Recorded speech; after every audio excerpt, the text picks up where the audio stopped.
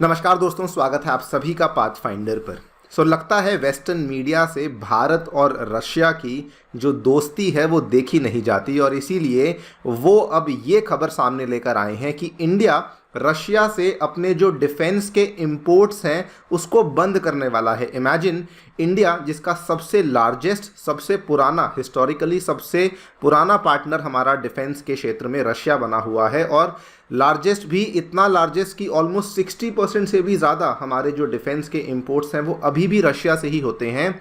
Western media ये कह रही है कि इंडिया वहाँ से उन इंपोर्ट्स को बंद करने वाला है और उन इंपोर्ट्स को बंद करते हुए भारत अब यूएसए को अपना मेजर डिफेंस पार्टनर बनाने वाला है। आप लोग यहाँ पे देख पाएंगे, ये वाली जो खबर है रॉयटर्स के द्वारा पेश करी गई। India pivots away from the Russian arms but will retain the strong ties। और जैसे ही ये खबर सामने आई, इमीडिएटली उसके 2 दिन के बाद आप देखिए, इनफैक्ट 2 दिन के बाद नहीं, अगले ही दिन ये वाली जो खबर थी इसको रिफ्यूट किया गया था। और रिफ्यूट किसने किया?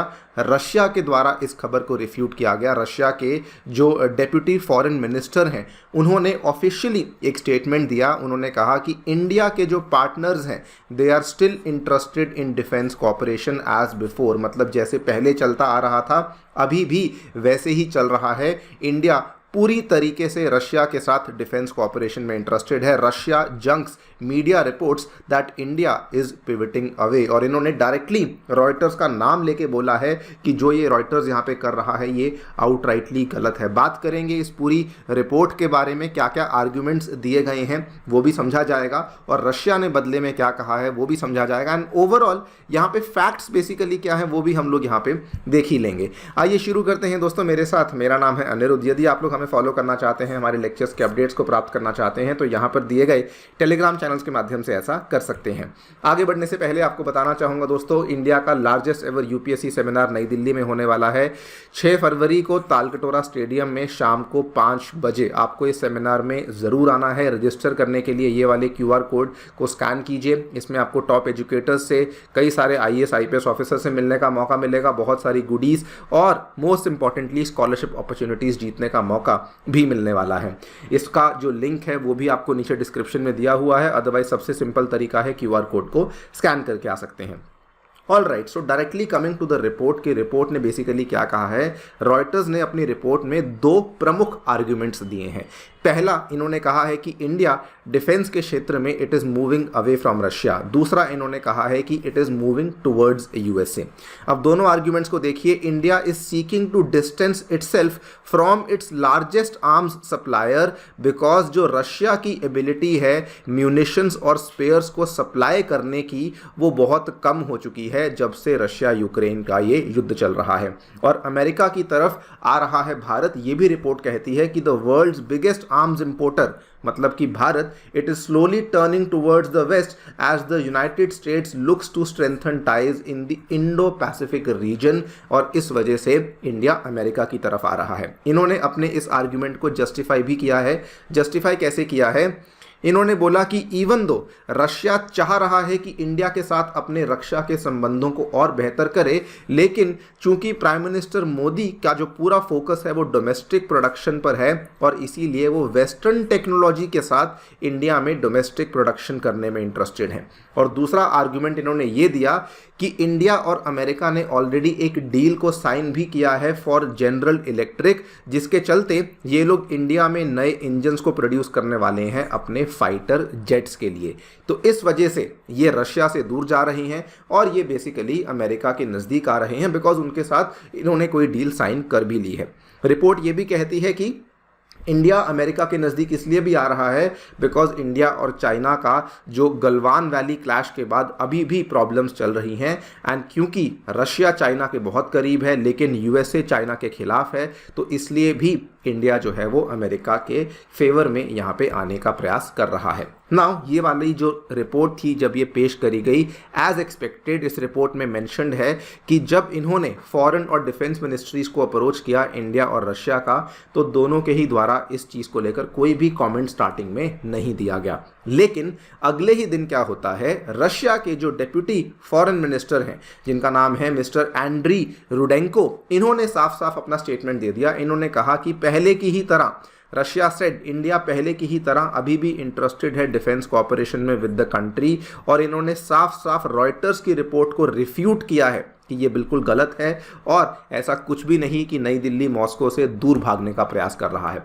इनका जो ऑफिशियल स्टेटमेंट है, इन्होंने बल्कि रशिया की जो न्यूज़ एजेंसी है, आपने नाम सुना होगा टैस का, उसको ये स्टेटमेंट दिया है कि Russia have no such information. This is all on Reuters conscience. Our Indian partners, as before, are interested in cooperation, including in the defense area. अब बात करते हैं फैक्ट्स की। तो फैक्ट्स बड़े सिंपल हैं, आई थिंक बताने की भी ज़रूरत नहीं कि पिछले कई दशकों से इंडिया का जो सबसे लार्जेस्ट, हिस्टोरिकली सबसे लार्जेस्ट जो हमारा डिफेंस पार्टनर है वो रशिया ही है। नंबर्स की बात करें, 65% ऑफ इंडिया के जो वेपन परचेजेज हैं वो दोस्तों रशिया से ही होते हैं। आंकड़ों की बात करें इन टर्म्स ऑफ मनी, तो $60 बिलियन से भी ज़्यादा का जो परचेज है पिछले 2 दशकों में वो रशिया से ही किया गया है। ये आंकड़े मैं नहीं दे रहा हूँ, ये आंकड़े सिप्री की जो रिपोर्ट आती है, which is the most genuine report जब हम आर्म्स ट्रेड की बात करते हैं, Stockholm International Peace Research Institute की रिपोर्ट के अनुसार ये वाले आंकड़े बताए गए हैं। उसके बाद अगर हम बात करें, अब क्योंकि इतनी ज़्यादा हमने वेपन्स वहाँ से परचेज किए हुए हैं, इन वेपन्स के जो स्पेयर पार्ट्स हैं, इन वेपन्स की जो मेंटेनेंस है, इसके लिए भी तो इंडिया रशिया पर ही डिपेंडेंट होगा। तो आज अगर इतनी डिपेंडेंसी हमारी रशिया के ऊपर बनी हुई है, तो हम लोग रशिया को आइसोलेट या फिर रशिया के साथ अपने डिफेंस टाइज को कैसे तोड़ सकते हैं। इसका मैं आपको उदाहरण भी दे देता हूं। टैंक्स की बात करें, एयर डिफेंस सिस्टम्स की बात करें, ये आपका एयर डिफेंस सिस्टम है जिसको S-400 कहा जाता है, ये भी हमने रशिया से लिया है। आई थिंक अभी तक की सबसे महंगी परचेज थी जो कि इंडिया ने रशिया से करी थी। एंड हमारे जो सबसे 2 इंपॉर्टेंट स्ट्रेटेजिक बॉर्डर्स हैं चाइना और पाकिस्तान के, वहीं पर इसको डिप्लॉय किया हुआ है। उसके बाद टैंक्स की बात करते हैं, हमारे पास जो T-90, उसके बाद जो T-72 टैंक्स हैं वो भी हमने रशिया से ही परचेज करे हुए हैं, और उनको अपग्रेड करने के लिए भी हम लोग रशिया के साथ मल्टी-मिलियन डॉलर की डील्स करने की बात कर रहे हैं। ये केवल कुछ उदाहरण हैं जो कि बताते हैं कि हमारे जो रक्षा के संबंध हैं वो रशिया के साथ कहीं नहीं जाने वाले हैं।